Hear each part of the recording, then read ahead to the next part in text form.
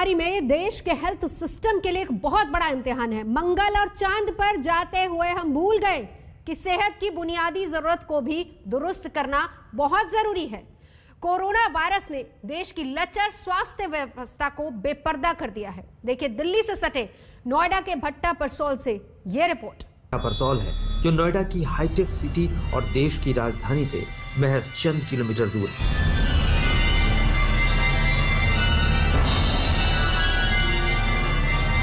ये वही भट्टा परसोल है जिसे भूमि कानून के खिलाफ राहुल गांधी ने सियासी रणभूमि बनाया था।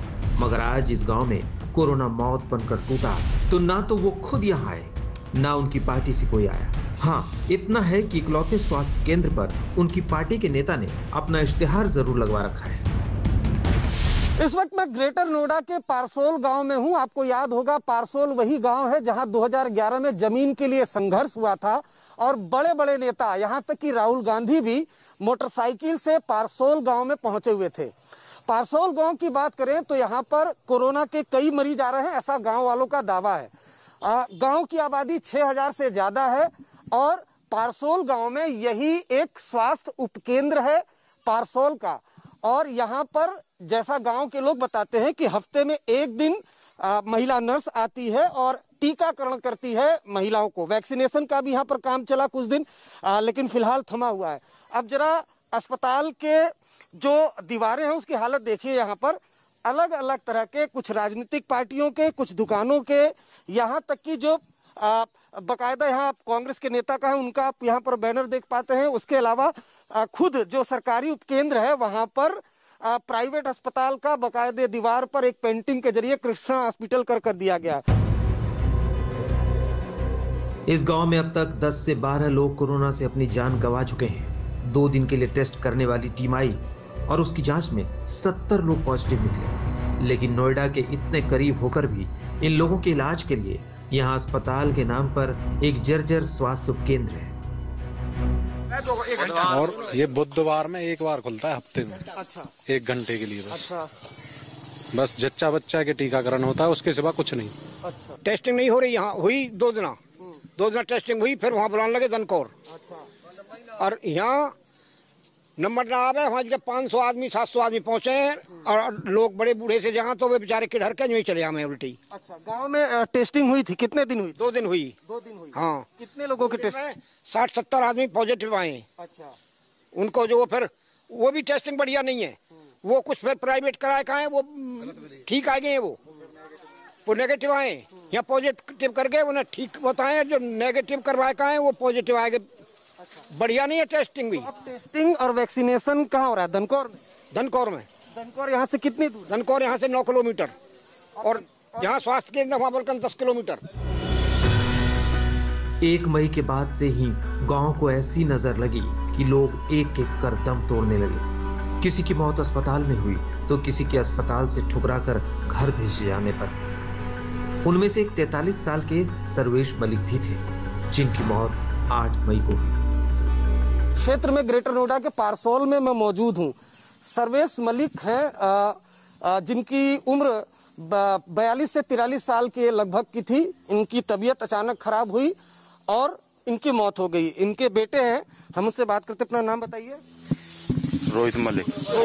रोहित, कितने तारीख को आपके पिताजी की तबीयत खराब हुई? क्या हुआ था, कैसे आपने? 1 तारीख को बुखार चढ़ा जी, 2 दिन चढ़ा ना, 1 से 2 तारीख तक। 2 तारीख को उनको हाँ दनकौर ले गए, दनकौर इलाज करवाया 3 दिन के बाद कोरोना का यहाँ घोषित कर दिया इनका दनकौर ही। यहाँ के बाद बुलंदशहर ले गए, बुलंदशहर जाके भर्ती करे अस्पताल में। वहाँ जी गए, उनने लिकाट दिए है, उनको ऑक्सीजन ना मिल पाई, ऑक्सीजन नहीं मिल पाई। ऑक्सीजन की वजह से रेट गिर गए। उनने बोल दिया कि घर ले जाओ। घर आके 10 मिनट जिए, सांस तोड़ दिया उन्होंने।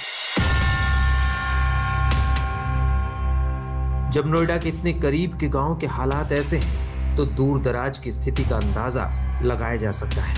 यहाँ भी 10 से 11 लोगों की मौत के बाद टेस्टिंग टीम आई। बीमार होने के बाद 3-4 तारीख में उनके बच्चे दिल्ली ले गए, दिल्ली रहते थे और दिल्ली वो एडमिट हुए और वो परसों क्या तारीख थी? 17 तारीख में उन्होंने दम तोड़ दिया और कल उनमें 2 बजे दाग लगा है। ये भी फिलहाल फिर घर में कोई नहीं है, घर ताला लगा हुआ है, बच्चे सब वहीं रहते हैं, तो कोई जो है वहाँ नहीं है व्यवस्था।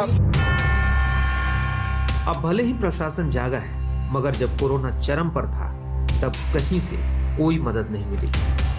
55 होना करीब एक सप्ताह हो गया, 8 दिन बुखार रहा। हाँ, घर पे ही रहे? घर पे ना, हॉस्पिटल भी ले गए थे, वहाँ पे वो ऑक्सीजन नहीं मिली और वो एडमिट ना हो पाए वहाँ पे। उनमें जो सिम्टम थे सारे कोरोना के थे। हम हॉस्पिटल जाते थे दिखाने के लिए, पर वहाँ पर ना कोई टेस्ट की सुविधा थी, ना कोई वैक्सीनेशन था और ना ही कोई अच्छा इलाज मिल पाया। जब हमने आसपास घूम के हम थक गए, उसके बाद में हमने फिर यहीं पे घर पे ट्रीटमेंट शुरू किया। जैसे बताते गए, गर्म पानी पीना है और काढ़ा पीना है, ऐसे ट्रीटमेंट चालू किया। फिर ऑक्सीजन के लिए जब इधर उधर भटकते थक गए तो हमने एक पलवल के हॉस्पिटल में भर्ती कराया। वहाँ पे भी ऑक्सीजन मिली, पर बाद में आके वहाँ पे भी हाथ खड़े कर दिए डॉक्टरों ने। उसके बाद में फिर बचा नहीं पाए हम उन्हें। जांच के इंतजाम नहीं थे, डॉक्टर की मदद नहीं थी और बेहद खतरनाक वायरस कोहराम मचा रहा था। नौजवानों के अलावा बुजुर्ग भी दम तोड़ रहे थे। तबीयत खराब हुई थी और 13 में खत्म हो गए थे। धन को ले गया था मैं, तो वहाँ बिल्कुल खत्म। इलाज वगैरह प्रॉपर? हाँ, इलाज कराया था मैंने, ऑक्सीजन कम पड़ गई थी, तो उसके बाद कोविड पॉजिटिव। देश की सियासत में कभी भूचाल लाने वाले आंदोलन का केंद्र रहे भट्टा परसौल की एक और हकीकत चौंकाने वाली है।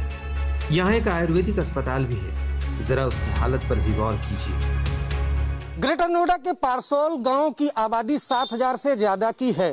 इलाज के नाम पर हमने आपको दिखाया था एक सरकारी उपकेंद्र, जिसमें हफ्ते में एक दिन महिला नर्स आती है जो महिलाओं का टीकाकरण करती है, जबकि दूसरा इलाज के नाम पर एक आयुर्वेदिक अस्पताल है। इमारत आप देख पा रहे हैं, उससे ही आप अंदाजा लगा सकते हैं, जर्जर इमारत है।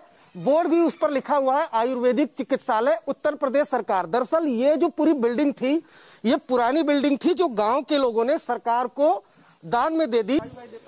कोई ना आवे, हमें ना कोई डॉक्टर ही ना आवे तो दवाई कौन दे? चपरासी रहे बस। चपरासी आता है? हाँ। थोड़ा बहुत तो दवाई देता है ना आयुर्वेदिक का। जो चपरासी है वो दवाई कहाँ दे देगा? सफाई कर्मी है, डॉक्टर ना आवे, हफ्ता में एक आवे गुप्ता जी, बस एक हफ्ता में एक दिन के लिए, वो भी घंटा 2 घंटा बैठ के चले जा। जो कहते हैं 3-4 अस्पताल संभाल रखे। तो आता जाता है यहाँ पे बस एक चपरासी आता है, बाकी वो बैठा रहता है। कोई भी दवाई के लिए आता है, जो उसे तब मौत पकड़ा दिया, जो भी इसमें है नहीं, बाकी कुछ नहीं है। चपरासी आता है? हाँ जी, बस चपरासी दवाई? हाँ, वही देता और कोई नहीं। ये देखिए आप, ये आयुर्वेदिक अस्पताल है, ले देकर उसकी भी हालत, ये भी स्थिति यहाँ पर ये बनी हुई है इस पारसौल गांव की। इन हालातों में भट्टा परसौल समेत करीब 50 गांव दनकौर के ब्लॉक अस्पताल पर निर्भर है, जो 6 बिस्तरों वाला अस्पताल है। हम यहाँ पहुंचे और ये जाना कि हालात इतने बदतर क्यों हैं। पारसौल में 2-3 दिन करीब टीम गई है। 3 दिन गई है टीम। 3 दिन? और मौतें तो वहाँ लगातार हो रही हैं। अब इसके बारे में जांच कब हुई थी? जब मौत की खबर आने लगी तभी तो जांच के लिए गए थे ना? हाँ, उसके बाद 3-4 दिन लगातार टीम गई है वहाँ जांच के लिए। मौत की खबर आने लगी तब जब वहाँ से इन्फॉर्मेशन आई है। अच्छा। हाँ, उसके बाद। और वैक्सीनेशन गांव में केंद्र है, उपकेंद्र, वहाँ वैक्सीनेशन वहाँ भी तो? अभी वैक्सीनेशन केंद्रों में नहीं हो पा रहा है, क्योंकि इतनी वैक्सीन भी तो अवेलेबल नहीं है ना, जो तो हम यहाँ हॉस्पिटल में ही हो रहा है वैक्सीनेशन। गांव में, पारसौल गांव में एक उपकेंद्र था, वहाँ पर बताया गांव वालों ने कि 3-4 दिन वहाँ वैक्सीनेशन का काम चला। वैक्सीनेशन नहीं होगा वो तो कोविड वैक्सीनेशन कोविड का पीछे हुआ था जब 45 प्लस वाला चल रहा था सेशन, उस समय वहाँ 45 प्लस के 4 सेशन लग चुके हैं। तो साफ है कि प्रशासन न केवल देर से जागा, बल्कि जागा भी तो संसाधनों की कमी महामारी से जंग में मुश्किल बनकर सामने खड़ी है। ऐसे में भट्टा परसौल सियासतदानों से पूछ रहा है, क्या जमीन की जंग जिंदगी की जंग से बड़ी थी? अगर ऐसा नहीं तो उन्हें अब भट्टा परसौल की याद क्यों नहीं आती? अरविंद ओझा, भट्टा परसौल, आज तक।